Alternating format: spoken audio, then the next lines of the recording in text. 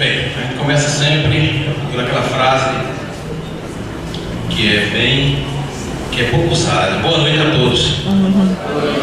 Bem, inicialmente eu gostaria de agradecer a honra de mais esse convite para estar participando aqui de um evento promovido por vocês, curso de comunicação. Eu estive aqui na Semana de Comunicação e saí muito gratificado com o que eu pude aprender na conversa que nós tivemos aqui, no debate que nós tivemos. Hoje, mais uma vez, gratificado por esse convite de Ícaro, Felipe e todos que compõem a atual direção e que organizam esse evento. Primeiro, tenho a felicidade de terem adotado um tema que, para mim e para as pessoas que estão nessa mesa, é um tema tão caro: jornalismo político. Eu, quando comecei como jornalista, eu até falei na Semana de Comunicação antes, eu não comecei como jornalista político, eu comecei como foca, no começo mesmo, em relação ao impresso, e as minhas primeiras reportagens foram na área policial, que me chocaram muito no começo, e que, porque era um universo totalmente à parte daquilo que eu vivia todos os dias, na minha vida de cidadão, e naquela Semana de Comunicação eu dizia exatamente que os fatos policiais me chocaram, porque eu cobri muitas tragédias naquele começo, mas os fatos políticos, quando eu comecei a conviver intrinsecamente com eles me chocaram muito mais. Por quê? Porque os fatos policiais é a crônica do cotidiano mesmo. Você sabe que tragédias acontecem. Já os fatos políticos, eles tratam com uma característica do ser humano, que é o seu caráter, os valores morais. E aqueles valores morais que você, durante toda a sua vida, aprendeu em casa, desde criança, com seus pais, na escola, normalmente eles não valem para o mundo da política. E aí você se choca muito. Você não consegue entender que os políticos sejam incapazes de abraçarem os valores morais que você foi criado e aquela da sua cultura de toda a vida. Por isso o meu choque foi muito maior quando eu passei a cobrir jornalismo político do que quando eu, nos primeiros dias, fiz a cobertura policial. Bem, feito esse pequeno preâmbulo, esse pequeno introito, destacar a presença dos dois jornalistas que dispensam comentários, dos dois, líder em seu segmento, Gutenberg Cardoso também líder no seu segmento. Hoje, duas referências do jornalismo de um modo geral, mas especialmente do jornalismo político aqui da Paraíba, e eu tenho muito prazer, além desse convite ter vindo participar de mais desse evento, e também estar aqui ladeando os dois. Eu espero poder contê-los, porque certamente eles vão se bater, e eu espero que eles se batam mesmo. Se não, pelo menos em nome das duas empresas, né? A concorrência, até para fazer jus, né? Ao embate que nós estamos aqui representando. Então, Luiz, boa noite. Prazer, boa noite. Segundo as regras, é comum que você, sempre que cumpre uma missão, você tenha um conjunto de regras que norteiam a sua missão. Segundo está apresentado aqui para mim como mediador, consta que no primeiro bloco haverá duas perguntas, os dois de Gutenberg, e duas perguntas que são comuns aos dois, e que, para a gente começar a aquecer esse debate, porque eu acho que o mais importante, além de ouvir a opinião dos dois luminares da imprensa da Paraíba, nesse primeiro momento, será vocês participarem do debate, porque aí sim se torna mais enriquecedor. Muitas vezes a gente está dentro do... tem uma máxima interessante que eu escutei uma vez de um chinês. Ele dizia que o peixe não vê aquário. Aliás, o peixe não vê água. Por quê? Porque está dentro do aquário e não vê mesmo. Às vezes você está como jornalista cobrindo os fatos e está certo de que o que você está fazendo é certo, porque você não tem o feedback da opinião alheia de quem está fora do aquário, e realmente quem tem a melhor opinião a dar sobre o seu trabalho, sobre a sua cobertura. A primeira pergunta que vai para os dois, segundo a coordenação do debate, não existe limite de tempo, mas a gente pede que, dado o adiantado da hora, os dois sejam breves nessas respostas. Diz o seguinte, a primeira pergunta é a seguinte: o que faz as emissoras escolherem pelo tema político no horário do meio-dia? Como não tem aquela bolinha de sorteio, eu vou passar a bola para o mais velho, né? Quer que eu repita a pergunta? Não? Ou já sabe? Uma boa noite a todos. É um prazer voltar aqui a dialogar com vocês e estar ao lado desses dois baluartes aqui também. Um prazer rever amigos todos. É sempre muito bom. Para responder a pergunta, para a gente ser bem pragmático e rápido, eu pegaria o exemplo de hoje. Quando deu 9 horas da manhã, a editora Verônica diz: o dia está fraco, não rende nada. Nesses tempos, não rende nada. Eu disse: mas tem um presidente nacional do PT aqui hoje, tem João Gonçalves que vai anunciar a posição. Descubra alguma coisa, tem que ter algo. O povo, meio-dia, as pessoas vão querer ouvir. Ela sai, vou tentar, vou saber o que pode render. E ela volta mais desolada ainda, porque vão perceber o exemplo do dia. Ela percebe a primeira malandragem política. Na noite anterior, o PT da capital anunciou que aquela coletiva que teve hoje do presidente nacional do PT seria à tarde. Mas tinha uma atividade dessa autoridade com o PT, com o PMDB de Campina Grande, de Veneziano e Vitalzinho. Aí estava a primeira música entre eles. O PT local não divulgou que de manhã ia ter uma atividade. Eles disseram: aí pode estar exatamente o certo da questão. Vamos botar bem nessa briga. Manda os repórteres botar bem aí. Por que é que mudou o horário? Ela disse: não vai render, eles não querem brigar. Ela já tinha ligado para a Veneziana, tinha ligado para a Vitalzinho, para os assessores: olha, sacanearam vocês aí. A imprensa recebeu a informação que tudo seria à tarde. Tanto é que a gente foi cobrir ali de manhã, porque a gente recebeu uma informação privilegiada. Não rendeu. A gente foi buscar 3 prefeitos eleitos que destronaram os esquemas políticos de vários anos. Ou seja, vocês perceberam aí que foi a pauta do dia de hoje. Qual foi o nosso programa hoje? Foi exatamente a essência, foi entrevistar esses 3 prefeitos e depois entrevistar o presidente do partido. E aí onde é que eu fui buscar o viés para fazer a polêmica do dia? O presidente desse partido, o PT, veio a Paraíba para anunciar que Lula talvez venha para a Paraíba. Veio, né? Aí eu disse: isso dá um modo. Vamos salvar nossa lavoura do dia. A presidenta Dilma nunca veio a Paraíba, nem na campanha, nem depois de eleita. E Lula é um malandro esperto que não veio ajudar o candidato dele no primeiro turno. Agora que o candidato está disparado nas pesquisas, ele quer vir para a Paraíba para aparecer e dizer que elegeu o candidato.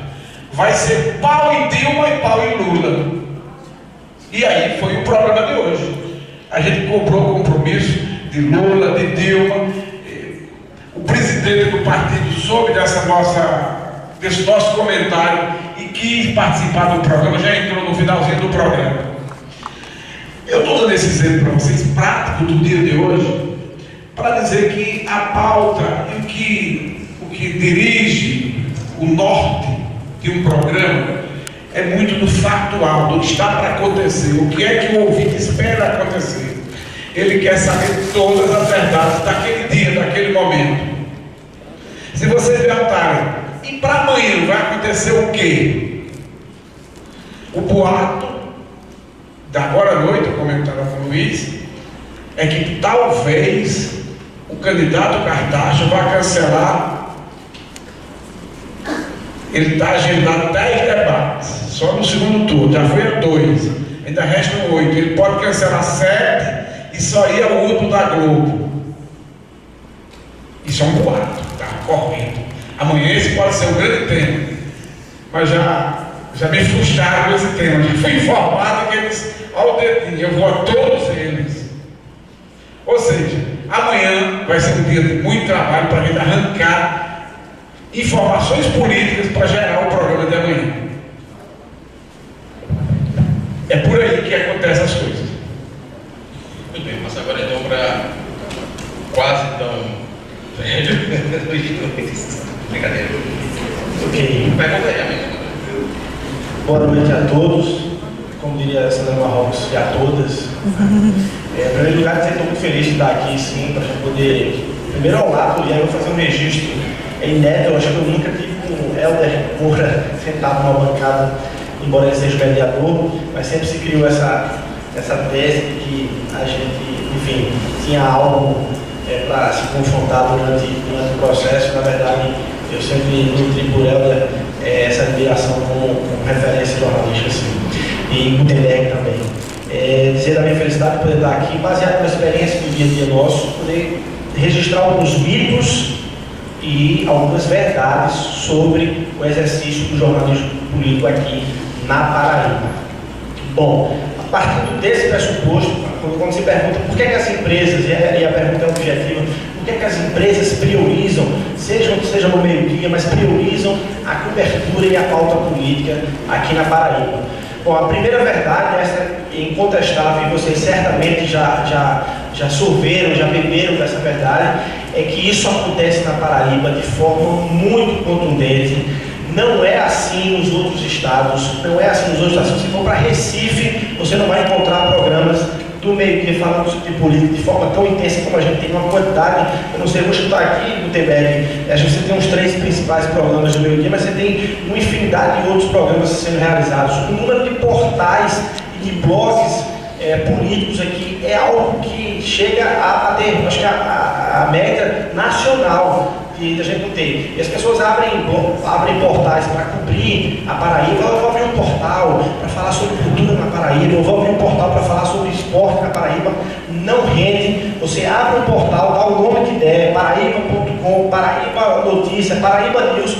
No final das contas, com uma semana você está cobrindo só política, o conteúdo do portal passa a ser 99% de política. E se não for assim, o portal ou não é visto, ou não é pago, ou não é, enfim, não é rentável do ponto de vista desse debate. Então, essa é uma verdade que é muito localizada na Paraíba. As empresas, em função desse processo, ainda da relação poder público, e o desenvolvimento econômico da Paraíba está muito vinculado. A gente aqui tem algo, uma coisa rara na Paraíba, na cobertura jornalística. A gente chega a dar, o que é um absurdo, a gente não acompanha isso em outros jornais, é manchete de jornal, é manchete de portal, o dia do pagamento do servidor público aqui. Você acompanha, às vezes você diz, olha, o Estado paga dia tal. Quer dizer, isso não é nota nem circular interna em Pernambuco e Rio Grande do Norte. Mas aqui, se a prefeitura for pagar metade do salário, é manchete. E a gente fica atrás desse furo, inclusive, né? A gente fica atrás de saber quando é que se vai ter adiantamento do salário ou não. Por causa dessa ligação. Bom, a partir dessa importância do serviço público, que as empresas de comunicação ainda, de forma até lamentável um pouco, mas ainda tem essa necessidade do poder público, faz com que elas coloquem a política como carro-chefe de suas empresas. E aí, outra verdade, se a política é para as empresas o carro-chefe, seja financeiro ou seja de status, o jornalista político já entra na empresa também, e aí é preciso dizer isso.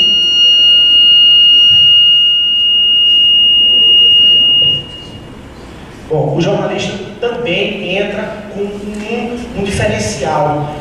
Até dentro das próprias empresas, os jornalistas políticos são vistos com um retorno a mais. É como se eles ganhassem mais no salário, é como se eles tivessem esse retorno e acabam sendo, de fato, os profissionais um pouco mais valorizados do que os outros profissionais que trabalham no caderno de cultura, que trabalham no caderno de cidades, que trabalham no caderno de esportes. Enfim, obviamente salvo algumas exceções, mas no geral, as empresas dão essa importância política, porque a política acaba, e o serviço público, os poderes públicos acabam direcionando a economia da Paraíba, e aí vira esse ciclo, né, dessa importância, dessa quantidade de política.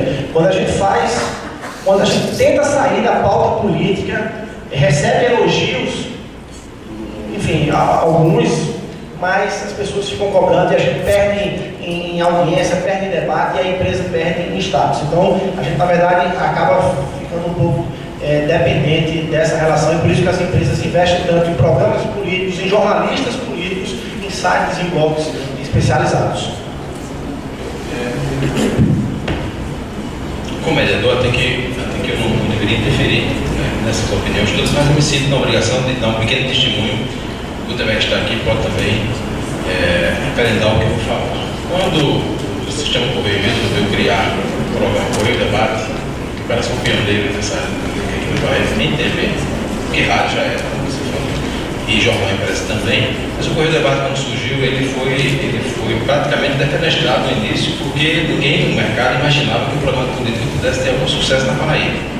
O pessoal da Record, quando esteve aqui em João Pessoa, desaconselhou a direção do sistema Correio a criar o Correio Debate, porque teria uma abordagem eminentemente política com alguma coisa de administração. Bom, e passou. 5 anos depois, o que aconteceu? Nós fomos convocados à sede da Record em São Paulo para tentar explicar a eles o que tinha acontecido na Paraíba. E tinha acontecido um fenômeno absolutamente inédito no Brasil. A Paraíba conseguiu bater a Globo naquela hora do meio-dia, graças ao Correio Debate e também ao programa Correio Verdade, os dois. Mas o Correio Debate chegou a ter 47% de audiência. Sim, aí os outros foram juntos, não é isso? E aí a gente foi para lá e foi explicar naquele tempo era Boris Casal que estava lá e outros, Gamberini, e eles queriam entender o porquê a Paraíba tinha batido a Globo, e só era a Paraíba que batia a Globo em todo o país, naquele horário pontual do meio-dia. E a gente disse, para nós da Paraíba, isso não constitui nenhuma novidade não, porque na Paraíba nós gostamos de política. Nós já nascemos com essa coisa da política. Desde 30 a Paraíba respira política.